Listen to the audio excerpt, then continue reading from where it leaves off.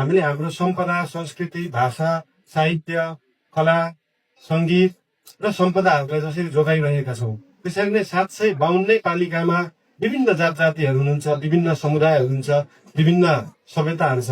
त्यसलाई जोगाएर राख्नु पर्दछ। हामीले हाम्रो भाषा जुनसुकै जिल्लामा होस्, जुनसुकै पालिकामा होस्, हामीले हाम्रो भाषा जोगाउनु, हामीले हाम्रो कला जोगाउनु, हामीले हाम्रो संस्कृति जोगाउनु भनेको आफ्नो मात्रै आइडेन्टिटी जोगाएको होइन, त्यो पुरै देशको आइडेन्टिटी जोगाएको हो।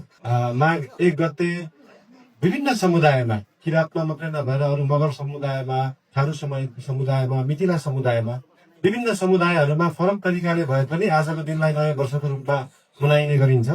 किराँत सभ्यता चाहिँ काठमाडौँको लागि एकदमै महत्त्वपूर्ण छ।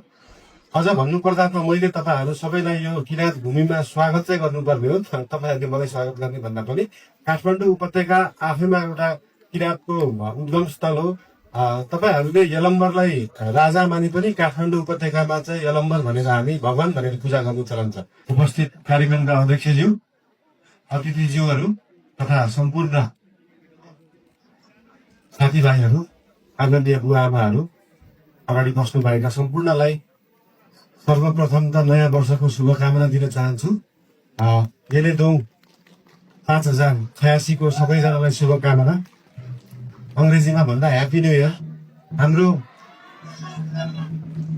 हाम्रो मौलिक सभ्यता, हाम्रो मौलिक किराँत परम्परा अनुसार मनाइने यो नयाँ वर्षलाई चाहिँ हामीले मौलिक रूपमा नयाँ वर्ष न्यू इयरकै रूपमा लिनुपर्छ भन्ने बुझाइ हो।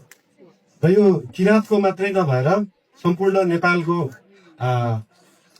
एउटा न्यू इयरको रूपमा मान्न सकिन्छ। आजकै दिन माघ 1 गते विभिन्न समुदायमा, किराँतमा मात्रै नभएर अरू मगर समुदायमा, थारू समुदायमा, मिथिला समुदायमा, विभिन्न समुदायहरूमा फरक तरिकाले भए पनि आजको दिनलाई नयाँ वर्षको रूपमा मनाइने गरिन्छ।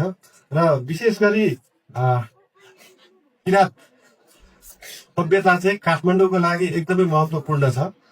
अझ भन्नुपर्दा त मैले तपाईँहरू सबैलाई यो किराँत भूमिमा स्वागत चाहिँ गर्नुपर्ने हो। तपाईँहरूले मलाई स्वागत गर्ने भन्दा पनि काठमाडौँ उपत्यका आफैमा एउटा किराँतको उद्गम स्थल हो। तपाईँहरूले यलम्बरलाई राजा माने पनि काठमाडौँ उपत्यकामा चाहिँ यलम्बर भनेर हामी भगवान भनेर पूजा गर्नु चलन छ।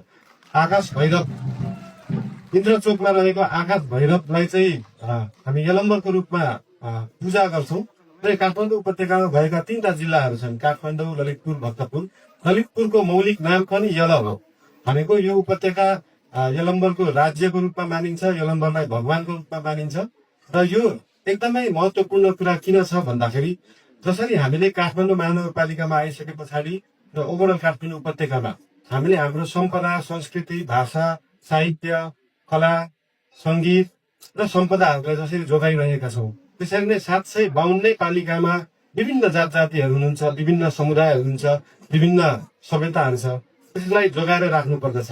काठमाडौँ महानगरपालिका र उपत्यकामा हामीले जसरी ढुङ्गेधाराहरूलाई संरक्षण गरेर राखेका छौँ, पार्टी पौवा, मन्दिरलाई, हाम्रो बाजा गाजालाई, आज बाजा सुन्दा पनि हाम्रो नेपाली सभ्यतामा बजाइने बाजा जस्तै सुनिन्छ। ओभरअल नेपालका सबै जुन कलाहरू छन्, सम्पदाहरू छन्, त्यसलाई जोगाइनु पर्दछ।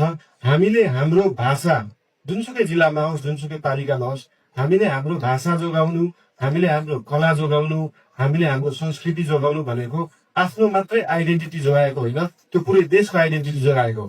तपाईँले आफ्नो भाषा जोगाउँदै हुनुहुन्छ भने देशलाई पनि जोगाउँदै हुनुहुन्छ। र एउटा सभ्यताले अर्को सभ्यतालाई सधैँ सहयोग गर्नुपर्छ। हामी जुनसुकै सभ्यतामा भए पनि अरू विभिन्न सभ्यता, संस्कृतिलाई चाहिँ एउटा इज्जत दिने, सम्मान दिने, त्यो एउटा सम्मानको भावना चाहिँ जुनसुकै संस्कृतिले अर्को संस्कृतिलाई गर्नुपर्दछ। त्यसले गर्दाखेरि अरू मात्रै जोगिँदैन, आफू पनि जोगिन्छ।